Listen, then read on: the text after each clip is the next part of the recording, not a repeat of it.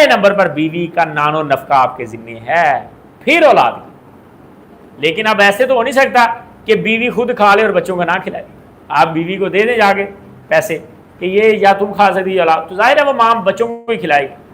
لیکن آپ کا حق بیوی کا ہے، پھر اولاد کا، اس کے بعد والدین کا، پھر بہن بھائیوں میں سے بہن کا حق بعد میں ہے، بھائی کا حق پہلے ہے. یہ بات یاد رکھیں، یہاں بھی اصول ٹوٹتا ہے ہمارا. ہم سمجھتے شاید بہنوں کا حق پہلے، بھائی کا حق پہلے ہے شریعت میں، پھر بہنوں کا حق کیا ہے. یہ آپ سرچ کر لیں کہیں سے، کسی علمی جگہ سے، کسی علمی رسالے سے سرچ کر لیں، یہی ترتیب.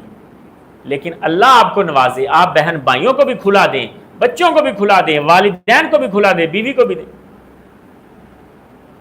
لیکن اصول یہ ہے حضرت صاحب، اور اس کی سمجھ آپ کو آئے گی 40-50 سال کی عمر میں جا کے. ابھی جذباتی خون، ابھی آپ سمجھیں گے شاید یار یہ شیخ صاحب کہیں بچوں کو والدین کی محبت سے دور تو نہیں کرتے. صاحب والدین کا بڑا احترام ہے، بیوی کے سے کہیں زیادہ احترام ہے والدین.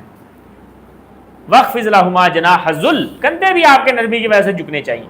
اندر کی نرمی نہیں، صرف ظاہری نرمی بھی نظر آنی چاہیے. یہ ہے بڑا احترام ہے. لیکن نانو نفقہ اور چیز ہے، احترام اور چیز ہے.